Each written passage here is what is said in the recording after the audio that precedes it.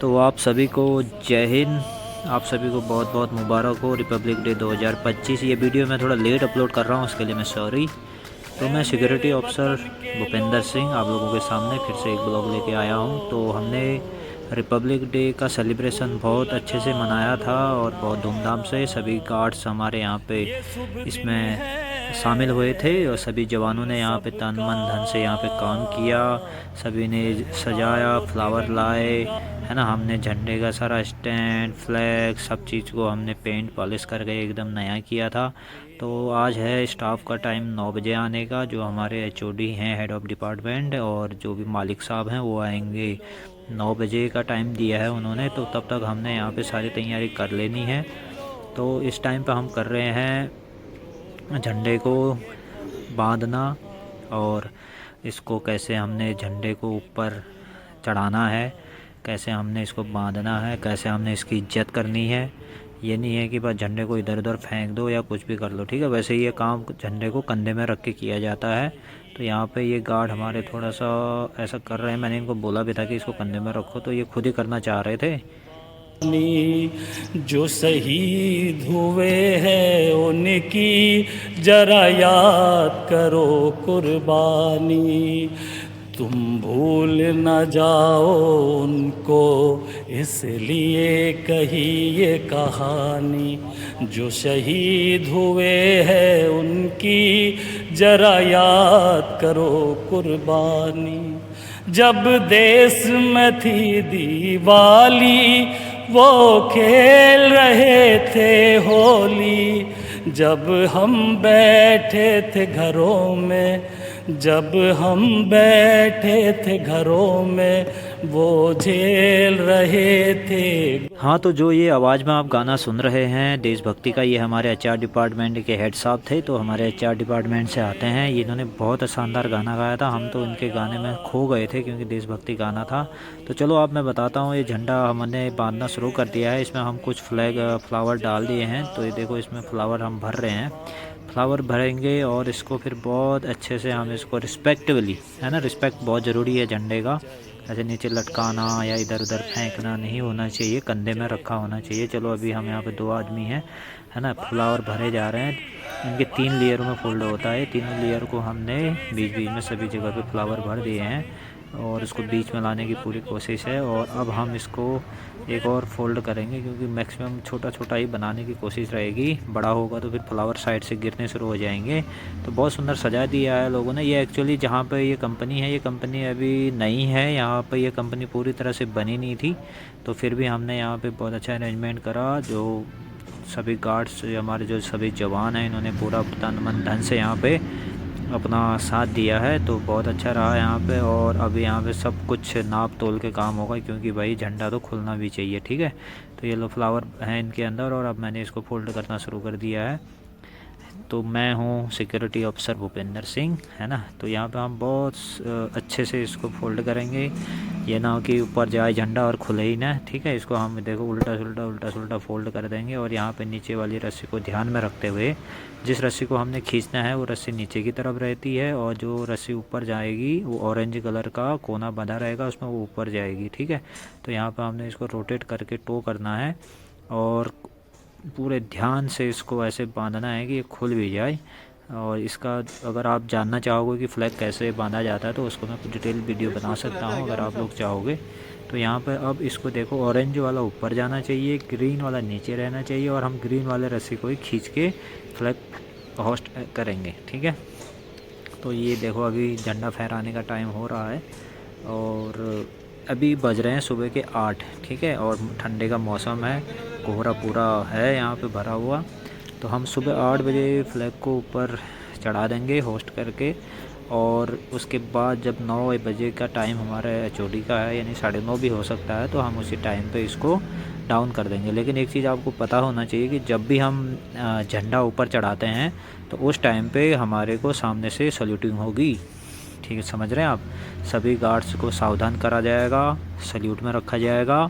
उसके बाद मैं झंडे को ऊपर लेके जाऊंगा और ऊपर सही पोजीशन पर रख के इसको बांध दूंगा मैं फहराने के लिए। तो इस टाइम पे सभी गार्ड को मैंने बोला भाई खड़े हो जाओ, है ना।